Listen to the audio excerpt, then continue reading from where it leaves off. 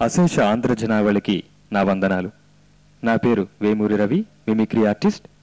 ప్రఖ్యాత ధ్వన్యనుకరణ కళాకారులు డాక్టర్ డేరెళ్ల వేణుమాధవ్ గారి స్ఫూర్తితో మన తెలుగు సాంప్రదాయ సామెతల్ని గుర్తు చేసే ప్రక్రియలో భాగంగా ఒక చిన్న స్క్రిప్టుతో మీ ముందుకు వస్తున్నాను. ఈ స్క్రిప్టు యొక్క కాన్సెప్ట్ని అందించిన శ్రీ నండూరి శ్రీనివాస్ గారికి, ఎడిట్ చేసిన శ్రీ గాదిరాజు రంగారావు గారికి నా కృతజ్ఞతలు తెలుపుకుంటూ, మీ అందరి ఆశీర్వచనాలు కోరుకుంటూ మిమిక్రీని ప్రారంభిస్తున్నాను. ఇందులో నూతన్ ప్రసాద్ గారు సీనియర్ నటులు శ్రీ సిఎస్ఆర్ గారిని, రావుగోపాలరావు గారిని సామెతలు అడుగుతారు. అందుకు వీరు తమదైన బాణిలో తెలుగు సామెతల్ని మనకి వినిపిస్తారు. ముందుగా నూతన్ ప్రసాద్ గారు. అందరికీ నమస్కారాలండి. నేనండి, ఇంకా గుర్తుపట్టలేదా? అదేనండి, 101 జిల్లాల అందగాడు మీ నూతన్ ప్రసాద్ని. ఏమిటి ఇలా పలకరిస్తున్నానని అనుకుంటున్నారా? ఏమీ లేదండి, మన ఆంధ్రుల ఆవకాయ గోంగూర పచ్చళ్ళు ఎంత రుచిగా ఉంటాయో అంతకంటే రుచిగల మన తెలుగు భాష ప్రాశస్త్యం గురించి ముచ్చటిద్దామనొచ్చాను. ఎన్ని తరాలు గడిచినా, ఎన్ని యుగాలు మారినా మన ఆంధ్రుల ఆవకాయ గోంగూర గురించి ఎంత గొప్పగా చెప్పుకుంటామో, మన తెలుగు వారి సంస్కృతికి, సంప్రదాయానికి అద్దం పట్టే తెలుగు సామెతల్ని మీకు గుర్తు చేద్దామనొచ్చాను. ఈ సామెతలు మరుగున పడిపోకుండా కాపాడుకోవలసిన బాధ్యత మనందరిపైనే ఉంది. అందుకే ఈ సామెతల్ని తనదైన బాణిలో వినిపించడానికి మీ ముందుకొస్తున్న వారు మన నటవిరాట్ శ్రీ రావుగోపాలరావు గారు. Please welcome him. అశేష ఆంధ్ర ప్రజానికానికి నా వందనాలు. మిమ్మల్నందరినీ ఈ సందర్భంగా పలకరిస్తున్నందుకు నాకు చాలా సంతోషంగా ఉంది. రావు గారు, మొదలు పెడతామా? ఆలస్యం ఎందుకయ్యా, అలాగే ప్రారంభిద్దాం. రావు గారు, అదృష్టం మరియు అమావాస్య మీద ఏదైనా సామెత ఉంటే చెప్పండి. అదృష్టం మీద అదృష్టం అందలమెక్కిస్తానంటే బుద్ధి బురదలోకి లాక్కెళ్ళిందట. అలాగే అదృష్టవంతుణ్ణి చెరిపేవారు లేరు, భ్రష్టుణ్ణి బాగుపరిచేవారు లేరు. ఇక అమావాస్య మీద, అమావాస్య నాడు ఎందుకు కయ్యానికి దిగావురా అంటే ఎదురువాడికి అచ్చిరాకుండును అన్నట్లు. చాలా బాగుందండి. అలాగే అవలక్షణం మీద ఏదైనా ఉంటే కూడా చెప్పండి. అవలక్షణము మీద, అవలక్షణము గలవానికి అక్షింతలు ఇస్తే అవతలికి పోయి నోట్లో వేసుకున్నాడట. బాగుంది రావు గారు. మరి అలాగే అల్లుడు మీ చమత్కారంగా ఒకటి చెప్పండి సార్. ఒకటేం కర్మ, 2 చెబుతా. అడవిలో ఆంబోతై తినాలి, అత్త ఇంట్లో అల్లుడై తినాలి.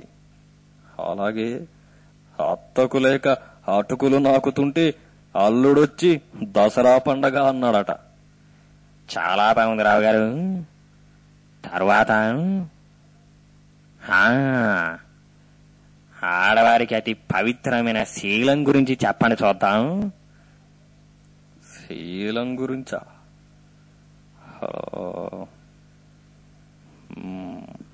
హరకాసుకి కోల్పోయిన శీలం అంతులేని ధనం ఇచ్చినా తిరిగి రాదయ్యా. హ్యాట్స్ ఆఫ్ రావు గారు, కోట్లలో వెలకట్టలేని మాట చెప్పారు సార్. అలాగే ఇల్లు మీద చెప్పండి. ఓ సిల్లు మీదేనా? అదెంత పని? ఇల్లు కాలిని జంగమయ్యా అంటే నా జోలే నా గిన్నె నా దగ్గరే ఉన్నాయిగా అన్నాడట. అలాగే ఇల్లు కాలి ఇల్లాలు ఏడుస్తుంటే రంకుమొగుడొచ్చి రాళ్లేశాడట. చాలా బాగుంది రావు గారు. ఇప్పుడు మనిషిగుండే అతి సహజమైన లక్షణం మీద ఓ సామెత చెప్పండి. సహజ లక్షణం. కాకిని తెచ్చి చిలుక పంజరంలో ఉంచినంత మాత్రాన చిలుక పలుకు పలుకుతుందా?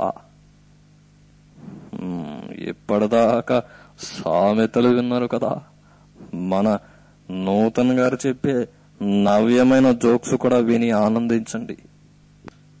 ఓ ఇద్దరు వ్యక్తులు మాట్లాడుకుంటున్నారండి. ఏమిటో ముసుగుదాన్ని పడుకున్నాను. జ్వరం వచ్చింది. జ్వరమా? ఎందుకొచ్చింది? ఇవాళ రోడ్డు మీద ఓ హీరోయిన్ చూశాను. ఎలాగ చూశావేమిటి? పూర్తిగా బట్టలతో చూశాను. తర్వాత హీరోయిన్ విలేకరి ఈ విధంగా అడుగుతున్నాడండి. చిత్ర పరిశ్రమలో సిల్వర్ జూబ్లీ జరుపుకుంటున్న మీరు రాజకీయాల్లో కూడా ప్రవేశిస్తారా? అందుక హీరోయిన్, భలేవారే, నాకింకా ఓటు వేసే వయస్సే రాలేదు. రావు గారు, ఆగవయ్యా, నాకంటే అనుభవజ్ఞులు, డైలాగ్ ఎంతో బాగా చెప్పగలిగే గొప్ప నటులు శ్రీ శ్రీఎస్ఆర్ గారు ఉన్నారు. మరి ఆయన చెప్పేవి కూడా విందాం. సిఎస్ఆర్ గారు, మిమ్మల్ని కలుసుకోవడం నాకు చాలా సంతోషంగా ఉంది. సిఎస్ఆర్ గారు, మరి మొదలెడదామా? అలాగే నాయన, నాకు తెలిసింది వినిపిస్తా.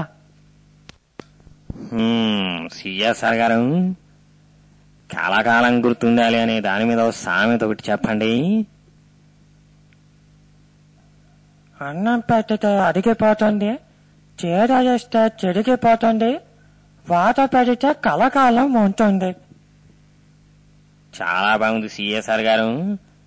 అలాగే అత్తా కోడల మీద సామెతోటి విసరండి. అత్త బద్దలు కొడితే మట్టి కొండ, కోడలు బద్దలు కొడితే బంగారు కొండ. బాగుందండి సరదాగా. మరి అలాగే అబద్ధం మరియు నిజం మీద సామెత ఒకటి చెప్పండి.